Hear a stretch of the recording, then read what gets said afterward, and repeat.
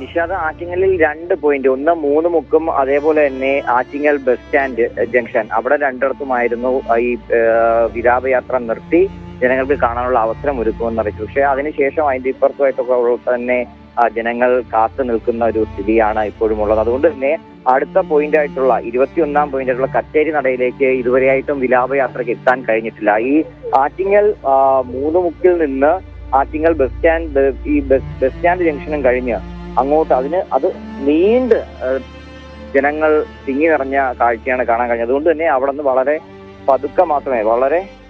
പതുക്കെയാണ് വിലാപയാത്ര ഇപ്പോൾ മുമ്പോട്ട് കടന്നുകൊണ്ടിരിക്കുന്നത്. അതിന് മുമ്പ് വരെ വളരെ വേഗത്തിൽ വിലാപയാത്രയ്ക്ക് കടന്നു പോകാൻ കഴിഞ്ഞിരുന്നു. പക്ഷെ ഇപ്പോൾ അവിടെ ഈ വലിയ ജനക്കൂട്ടം തിങ്ങി കൂടി നിൽക്കുന്നുണ്ട്. അപ്പൊ അവർക്കിടയിലൂടെ വളരെ പതുക്കെയാണ് ഈ വിലാപയാത്ര കടന്ന് പോകുന്നത്. ഇനി ഈ കച്ചേരി ജംഗ്ഷൻ കൂടി എത്തിക്കഴിഞ്ഞാൽ പിന്നെ കുറച്ച് ഏതാനും പോയിന്റുകൾ കൂടെ മാത്രമേ ബാക്കിയുള്ളൂ തിരുവനന്തപുരം ജില്ല കടന്ന് പോകാൻ വേണ്ടി. അതായത് കച്ചേരി നട 21ാമത്തെ പോയിന്റാണ്.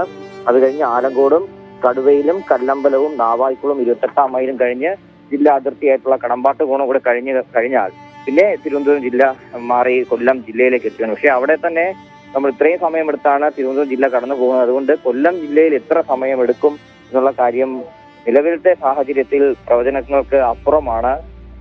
കൊല്ലം കഴിഞ്ഞ് പിന്നെ ആലപ്പുഴയ്ക്ക് ഇറങ്ങുകയാണെങ്കിൽ അദ്ദേഹത്തിന്റെ ജന്മനാടാണ്. ആ ആലപ്പുഴക്കാർ അദ്ദേഹത്തിനെ കാണുന്നതിന് വേണ്ടി എങ്ങനെയായിരിക്കും ഒഴുകിയെത്തുക എന്നുള്ള കാര്യം എന്തായാലും അത് ഒട്ടും പ്രവചിക്കാൻ പറ്റാത്ത കാര്യമാണ്. അതുകൊണ്ട് തന്നെ ഈ വിലാപയാത്ര എപ്പോഴായിരിക്കും അദ്ദേഹത്തിന്റെ വേലിക്കകത്ത് വീട്ടിലെത്തുക എന്നുള്ള കാര്യം സംശയം തന്നെയാണ്.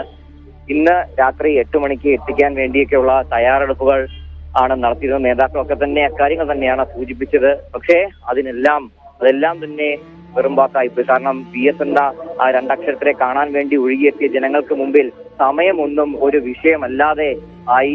അതുകൊണ്ട് തന്നെ അദ്ദേഹത്തിന്റെ വിലാപയാത്ര ഇപ്പോഴും തിരുവനന്തപുരം ജില്ലയിൽ കൂടെ കടന്നു പൊയ്ക്കൊണ്ടിരിക്കുക മാത്രമാണ്. ഇനി ഈ അടുത്ത ജംഗ്ഷനായിട്ടുള്ള അടുത്ത പോയിന്റായിട്ടുള്ള കച്ചേരി നടയിലേക്ക് വിലാപയാത്ര കടന്നു പൊയ്ക്കൊണ്ടിരിക്കുകയാണ്. എല്ലായിടത്തും ഇതേപോലെ വലിയ ജനക്കൂട്ടത്തേക്ക് നമുക്ക് കാണാൻ കഴിയുന്നുണ്ട്. ഇനി എന്തായാലും ഇപ്പോ ഈ കച്ചേരി നടയിലേക്ക് വളരെ വേഗത്തിൽ തന്നെ ഈ വിലാപയാത്ര നീങ്ങുന്ന കാഴ്ചയാണ് കാണാൻ കഴിയുന്നത്. കാരണം ഇപ്പോ ഈ അവസാനം കണ്ട ആ പോയിന്റിൽ അവിടുത്തെ ആ ജനക്കൂട്ടം ഇനി വരാൻ പോകുന്ന വഴികളിലില്ല. ഇനി കച്ചേരി നടയിൽ മാത്രമേ ആ ഒരു തിരക്ക് ഇടാനുള്ള സാധ്യതയുള്ളൂ. എന്തായാലും ഈ ആറ്റിങ്ങൽ കഴിഞ്ഞ് കച്ചേരി നടയിലേക്ക് വിലാപയാത്ര അതിവേഗം ഇപ്പോൾ നീങ്ങിക്കൊണ്ടിരിക്കുകയാണ്. യെസ്, അതാണ്.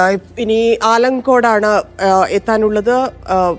വളരെ വേഗത്തിൽ പോകുന്നു. കാരണം ഈ ഭാഗത്തൊന്നും അധികം ആളുകളില്ലാത്തത് കൊണ്ട് തന്നെ കുറച്ചുകൂടി വേഗത്തിൽ പോകാൻ സാധിക്കുന്നുണ്ട്. എന്നാലും ചെറിയ ചെറിയ സ്ഥലങ്ങളിലൊക്കെ ആളുകൾ താമസിക്കുന്ന സ്ഥലങ്ങളിലൊക്കെ നിൽക്കുന്നുണ്ട് ആളുകൾ ഇപ്പോഴും. ആറ്റിങ്ങൽ കടന്നാൽ ഇനി അടുത്ത സ്ഥലം ആലങ്കോടാണ്. ആലങ്കോടേക്ക് എത്തുന്ന സമയം ഇപ്പോൾ ഏതാണ്ട് ഒരു 11:30 കഴിയുമ്പോൾ പൂർണ്ണമായി കൊല്ലം ജില്ലയിലേക്ക് എൻ്റർ ചെയ്യുമെന്നാണ് മനസ്സിലാക്കുന്നത്.